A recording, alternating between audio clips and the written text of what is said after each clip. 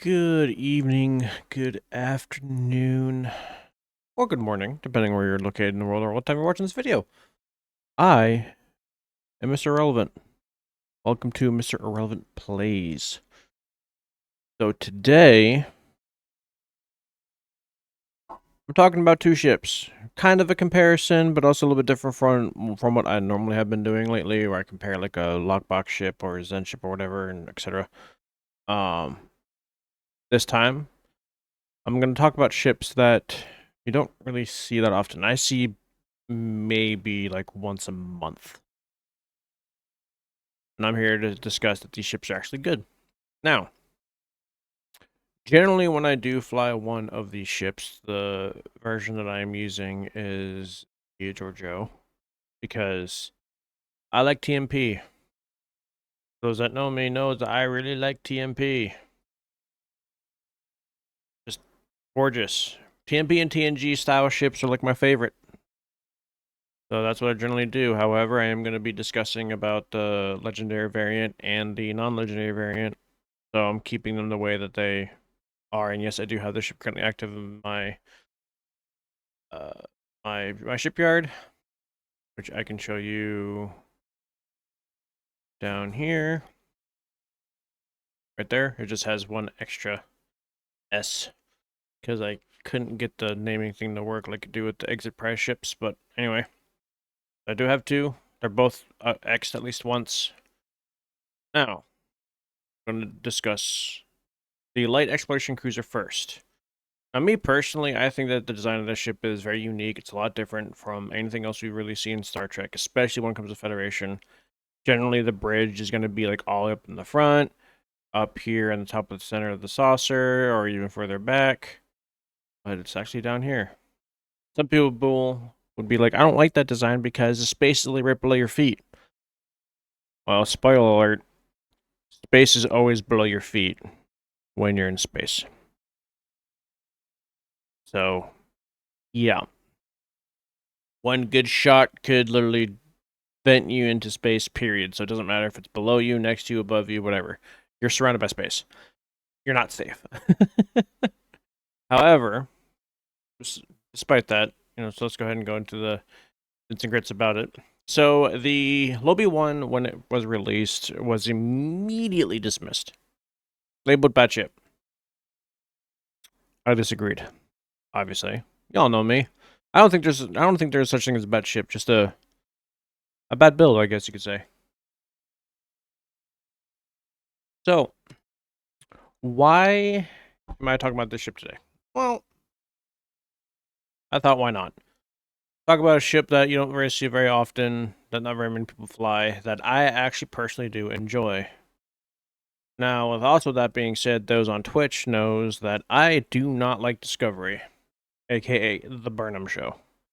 I don't have anything against the actress. I don't have anything against the actors or anything. I just don't like the character or the show itself. There are things about Discovery that I do enjoy. Like, I do think that the D7 and the Federation ship designs are good. There were a lot of aspects of Discovery that I did enjoy. One thing I can say is, even though that everyone else dismissed the ship, I did not. It is a pilot intel seating. Granted, it's just a lieutenant and an ensign seating, so it's not anything super flashy, but even with the seating, there is a lot you could do with it. Like, I wouldn't be using Intel Team now with how I have my ship set up. I'd be using like Viral Impulse Burst, and then I would be replacing this with Best Served Cold, and then replace this, since I'm not doing torpedoes, with Tractor Beam Catapult. But with this ship, you are a little bit more limited than you are with the Legendary. However, this ship is still good. It flies well, it is good, handles well, beam firewall build is very, very viable. Of course, and unfortunately, just like a lot of other cruisers, it does not have the ability to use delivery cannons. Now, let's go ahead and switch to the other one, the legendary one.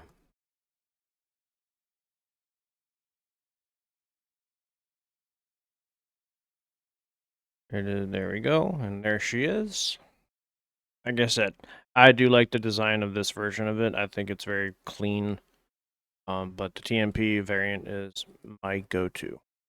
Now, the biggest difference besides the bridge officer seatings being command primary, pilot secondary, so I get a little bit more with the bridge officer seating with this ship than you do the Lobby variant. The other big difference is instead of it being 5-3-3, it's 4-3-4. You know, there's that as well. As for stations, I mean, obviously command primary, pilot secondary, so there's still a lot you can do with it. And when it comes to this one can use the heavy cannons. This ship handles pretty much the same way. Its mastery, I don't think, is the same. I actually wasn't even paying attention, way to go me. But yeah, I mean, both these ships are fantastic. I like them both. TMP skin is, of course, the best. And the only way to get the TMP skin is to buy this ship's bundle. Find it. There it is. Legendary Discovery Federation bundle. Only this bundle comes with the TMP skin, I think. I could be completely wrong. I don't know. It's been a long time. But yeah. These ships are very good. This one, you know, with the command primary, it has the command ability, so this one I would say is slightly better than the other version. And it can also do dual heavy cannons, which is also really fun, of course. But in terms of are they bad ships? No, they're good ships. And with the other ship being Intel Pilot, like that's perfect for me with my Borg officers. They're Pilot and Intel, so that ship would just be better for my tactical Borg officers. But yeah, if you are interested in these ships, I do actually recommend them. They are fun, they handle well, and you can do a lot with them. But anyway, this video is very short. Comparison is, you know, this one has better bridge officer like seating in terms of flexibility. Other one not so much because you're limited in terms of pilot, and then only having an instant intel just does suck. But at least with that pilot intel, you can use an intel ability that, of course, procs on con, like this one. So, yay. But yeah, anyway, this is the Walker, legendary Walker, and then the actual Walker class itself. Thank you so much for watching. God bless. And I'll see y'all next time.